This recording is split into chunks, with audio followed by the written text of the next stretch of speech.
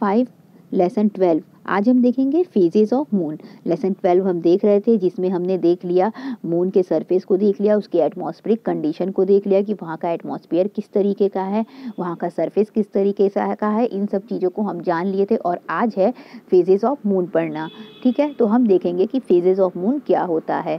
तो चलिए स्टार्ट करते हैं और जानते हैं फेजेस ऑफ मून के बारे में। As seen from the earth, जब moon appear to change its shape every day, जब हम अर्थ से देखते हैं तो क्या होता है कि हमको मून का शेप डेली अलग अलग दिखाई देता है। This is because we see only that part of the moon which reflect the light of the sun. क्यों ऐसा इसलिए होता है क्योंकि हमें मून का केवल वही पार्ट देखने को मिलता है जिसपे सन की लाइट रिफ्लेक्ट कर रही हो, मतलब पड़ रही हो। The side of the moon facing us receives varying amount of sunlight as it continuously moving round the earth. जो मून है वह अर्थ के चारों ओर घूमता है और जो पार्ट उसका सन के तरफ पड़ता है उसी पे सन की रोशनी पड़ती है और वही पार्ट इल्यूमिनेट करता है यानी चमकता है। Its shape vary from a thin crescent to full moon. इसका शेप क्या होता है, एक पतले क्रीसेंट से फुल मून तक बदलता रहता है। मीन्स इसका शेप जो है वह लगातार चेंज होता रहता है। This different shapes of the moon are called phases of moon. Moon के इसी अलग अलग शेप्स को यानी मून का अलग अलग आकार में बदलना ही क्या कहलाता है, फेजेस ऑफ मून कहलाता है। The different phases of the moon और एज फॉलोज। मून के अलग अलग फेजेस इस तरीके से हैं। चलिए देखते हैं कौन कौन से तरीके से हैं। सबसे पहले दिया है न्यू मून। अब देखते हैं न्यू मून क्या हो जाता है। When the side of the moon facing the earth does not receive any sunlight and we can not see the moon then it is called a new moon. देखिए क्या होता है कि जब मून का वह साइड जो अर्थ की तरफ चला जाए और उस पर कोई सनलाइट ना पड़े, मतलब ये देखिए क्या है, ये सन है, ठीक है, इसके चारों तरफ अर्थ क्या करता है, चक्कर लगाता है। लेकिन जब मून यहाँ आ जाएगा तो इस पर कोई सनलाइट नहीं पड़ेगी। जब कोई सनलाइट नहीं पड़ेगी तो इस पार्ट में क्या हो जाएगा, इस पार्ट पे कोई रोशनी नहीं जा पाएगी। तो इस पार्ट पे कोई रोशनी नहीं जाएगी तो यहाँ पे अंधेरा हो जाएगा। तो इस वजह से क्या होगा, यहाँ पे चंद्रमा दिखाई नहीं देगा, हमारी पृथ्वी को चंद्रमा दिखाई नहीं देगा। तो इस तरह के कंडीशन को क्या कहते हैं, न्यू मून कहते हैं। ठीक है, आगे देखिए।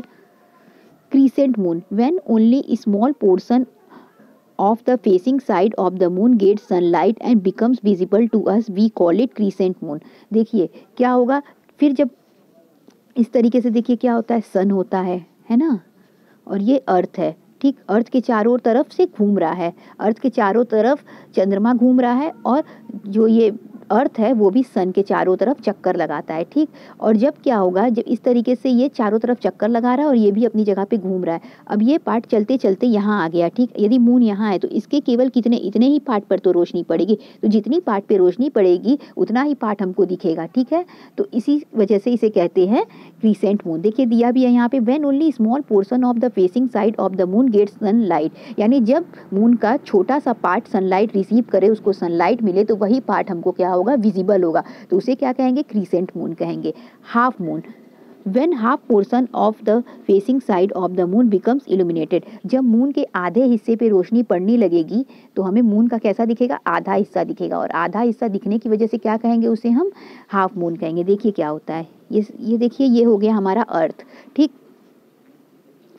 और ये हो गया हमारा मून हो गया। ठीक, जब ये एकदम यहाँ पे आएगा तो जो सन की रोशनी पड़ेगी वो इसके पूरे आधे भाग पे पड़ जाएगी। ठीक है, तो ये पूरा आधा भाग हमें दिखने लगेगा। तो इस वजह से क्या होगा, इसे हाफ मून कहेंगे।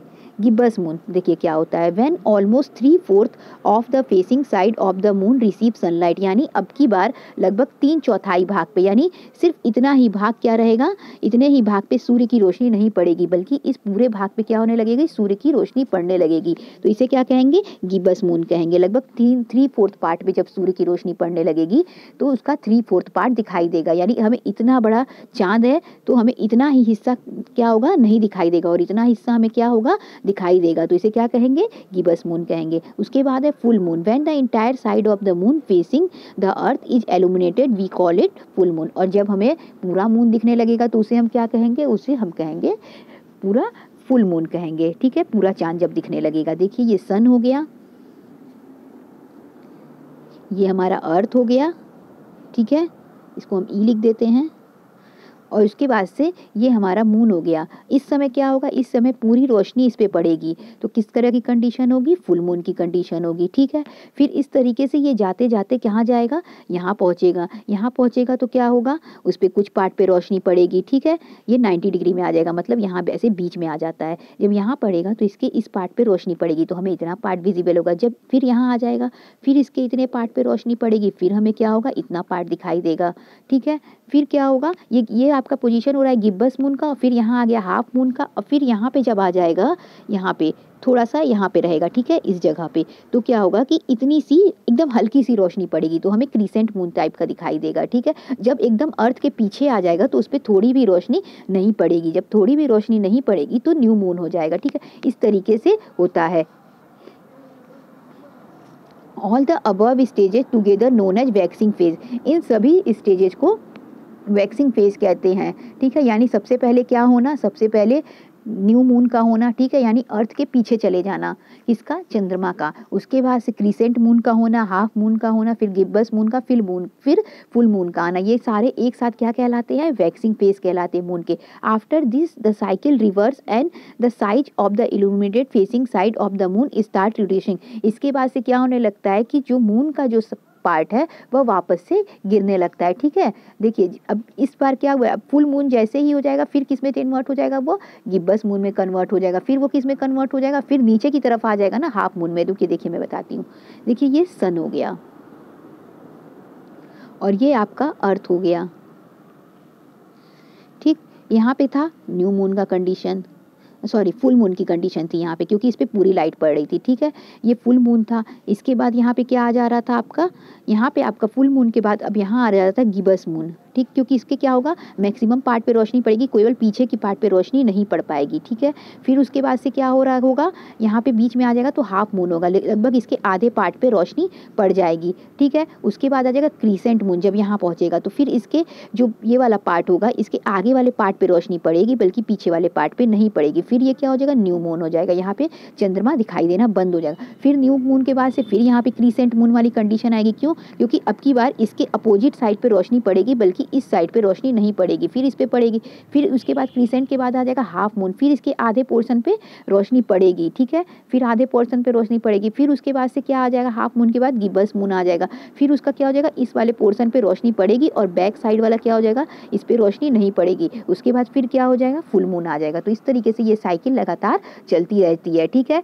तो देखिए क्या होता है, न्यू मून की तरफ से जो बन रहा था, एक ये बन रही थी साइकिल, ठीक है, और एक साइकिल यहाँ से ऐसे बन रही है ना। तो जब हम न्यू मून से फुल मून की तरफ आए तो उसे वैक्सिंग फेज कहें, और जब इसका रिवर्स होगा तो क्या कहलाएगा, वैनिंग फेज कहलाएगा, ठीक है। तो आज के लिए अब इतना ही, आगे हम देखेंगे इक्लिप्स के बारे में। इक्लिप्स मतलब होता है ग्रहण। Thank you.